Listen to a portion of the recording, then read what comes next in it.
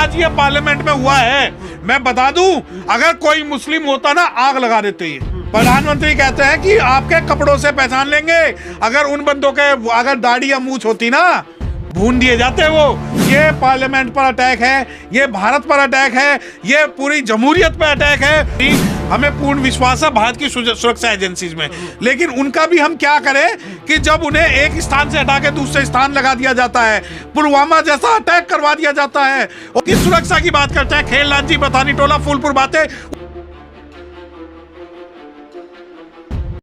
Parliament पे 2 लोग अंदर घुस जाते हैं और 2 बाहर हंगामा करते हैं, और कहा जाता है कि पार्लियामेंट देश में सबसे सुरक्षित जगह है।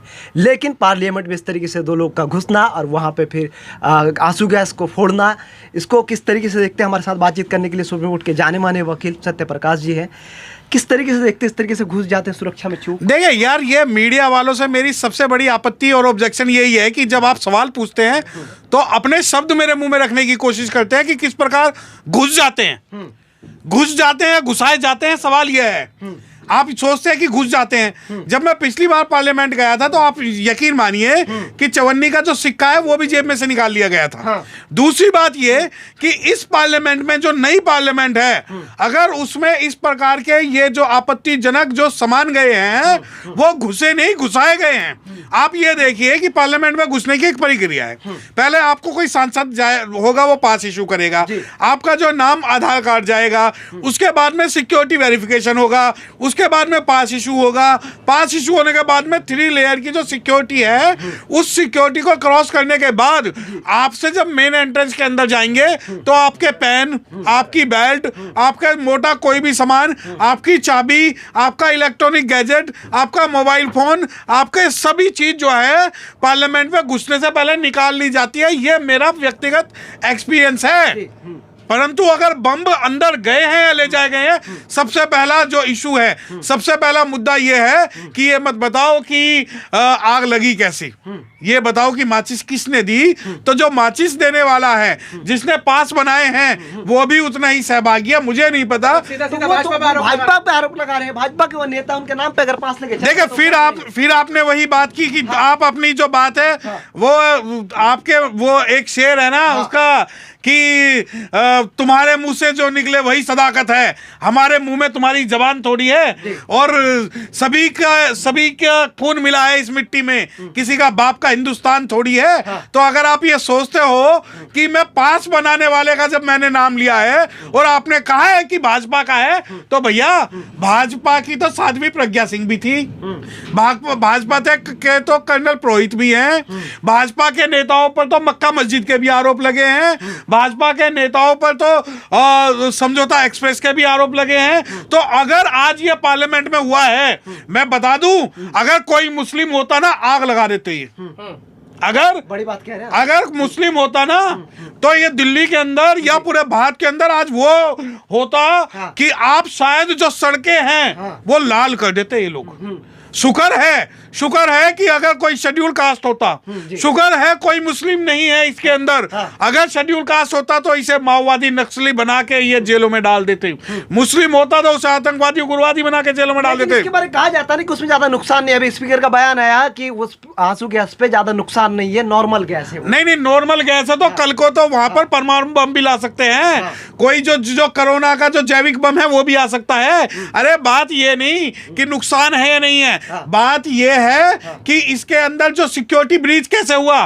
कल को तो मैं तो आज बड़ा इस मामले को सुनकर आश्चर्यचकित हूं कि किस प्रकार इस मामले को लाइमलाइट से अलग किया जा रहा है कि नहीं छोटा सा मामला है, छोटा सा ये है, छोटा सा बम है। यार एक बात बताएं, अगर पार्लियामेंट के अंदर यही लोग कुछ बड़ा काम कर देते तो दुनिया का जो सबसे बड़ा लोकतंत्र है उस लोकतंत्र की हत्या हो जाती आज। परंतु मुझे आज भी शक शुबा ये है कि अंदर गया नहीं, वो ले जाया गया है। हो सकता है कि कोई मुद्दा हो SC ST OBC माइनॉरिटीज और महिलाओं का जिससे ध्यान भटकाना हो। कौन ले जाएगा बताइए? सुरक्षा मतलब सेंट्रल सरकार के हाथों में, वो थोड़ी चाहेंगे कि अपने सुरक्षा में चूक हो। यार फिर वही बात, कौन नहीं चाहेगा। पार्लियामेंट ऐसी है कि वहां पर कोई परिंदा भी पर नहीं मार सकता। आप कहते हो कि सुरक्षा में चूक नहीं है, ये एक डायरेक्शन इशू हुई कि 2 बंदे अंदर जाएंगे, 2 बंदे बाहर आएंगे। एक बात बताऊं, प्रधानमंत्री कहते हैं कि आप आपके कपड़ों से पहचान लेंगे। अगर उन बंदों के अगर दाढ़ी या मूंछ होती ना, भून दिए जाते वो, चाहे अंदर खड़े होते या बाहर खड़े होते। परंतु इन्हें पता था कि कौन आएगा, कौन जाएगा, कौन लाएगा, कौन करेगा। इनको पता था कि क्या चीजें होने वाली हैं, सब तैयार थे। अब आप ये देखिए कि पार्लियामेंट के अंदर वो छत पे जाते हैं, वहां से नीचे कूद जाते हैं, उन्हें पकड़ा जाता है और स्पीकर का बयान आ जाता है। ये कोई ऐसा अचानक हुआ नहीं, ये एक प्योर कॉन्स्पिरेसी है जो कि इंडियन पार्लियामेंट और इंडियन कॉन्स्टिट्यूशन के अगेंस्ट है। और इसके अंदर मैं खुल के कह रहा हूं, मैं खुल के करूंगा तेरे जुल्म की मुखालिफत। तू वक्त का तख्ता नशिया, कोई खुदा नहीं। अगर कोई मुस्लिम है तो उसे भी सजा होनी चाहिए, और कोई गैर मुस्लिम है तो उसे भी उसी प्रकार की सजा होनी चाहिए जिसने कि पार्लियामेंट का आज ये, और ये आप सोचते हो कि ये एक छोटी मोटी घटना है। ये पार्लियामेंट पर अटैक है, ये भारत पर अटैक है, ये पूरी जमहूरियत पर अटैक है, और ये इसको छोटा मोटा आप ले रहे हो। जिस पार्लियामेंट के अंदर आज हमारे नुमाइंदे बैठे हुए हैं, उस पार्लियामेंट पर अटैक करना कोई छोटी बात नहीं है। और दूसरी बात ये कि पार्लियामेंट में हमला जो हुआ है वो पूरे लोकतंत्र पे हमला, पूरी दुनिया में इसकी जो है चर्चा हो रही है। लेकिन कह रहे हैं जिनको पकड़ा गया वो कह रहे हैं कि बाहर हमें आवाज उठाने नहीं दिया जाता, हम पे लाठीचार्ज किया जाता, इसलिए हम आवाज उठाने के लिए संसद के अंदर आए। नहीं देखिए, ये आप संसद के अंदर आए हैं आवाज उठाने के लिए, तो कल को अगर ये कोई बड़ा बम लिया है, कोई अच्छा हथियार लिया है, कोई ऐसा लिया है जिससे कि पूरी पार्लियामेंट को ये उड़ा दे, तो क्या ये आवाज उठाने का सही तरीका है? क्या भारत के अंदर लोकतंत्र मर गया है? अरे आवाज उठाने वाले जो अगर कोई शेड्यूल कास्ट आवाज उठाता है तो आप उसे गोलियों से मार देते हो, आप उन्हें जो है जेलों में डाल देते हो। कोई मुस्लिम बोलता है तो आप ये देखिए कि मुस्लिम अगर कोई इस मामले में होता ना, पूरी कौम जिस कौम ने पूरा नंगा नाच भारत के दिल्ली के अंदर देखा है ना, उससे बुरा जो है ये कर देते हैं। क्योंकि ये तो शुक्र है कि इन्हें आरोप लगाने के लिए आज कोई मुस्लिम और शेड्यूल कास्ट नहीं मिल रहा है। लेकिन मंत्री कह रहे हैं कि 56 इंच का बैठा हुआ है, चुन चुन के मारा जाएगा कोई ऐसी घटना करेगा तो। देखिए 56 इंच का जो है, उनके 56 इंच के जो पिताजी है वो ये कहते हैं कि हम कपड़ों से देख के ही पहचानते हैं, और चुन चुन के मारने की बात है। हम लोकतंत्र पे विश्वास करते हैं, ना तो तुम्हारे चुन चुन के बुलडोजर चलाने में विश्वास करते, ना ही चुन चुन के मारने में विश्वास करते। सवाल यह है कि जितने लोग इस पार्लियामेंट, आज मुझे लगता है कि आज ये कोई बर्ची थी पार्लियामेंट पे अटैक की, जिसलिए इन्होंने ये काम किया है। और आज शायद कोई ऐसा दिन है जिस दिन के कारण इसको करवाया गया है। दूसरी बात, हमें कोई 56 इंच और 54 इंच की हमें कोई जरूरत नहीं है। लेकिन जी कहा जाता है कि ये पहले से अनुमान था कि आज के दिन में कुछ ऐसा घटना होना, उसके बावजूद ये हो जाता। देखिए मेरी बात सुनिए कि सुरक्षा जो एजेंसीज है वो हमें पूर्ण विश्वास है भारत की सुरक्षा एजेंसीज में।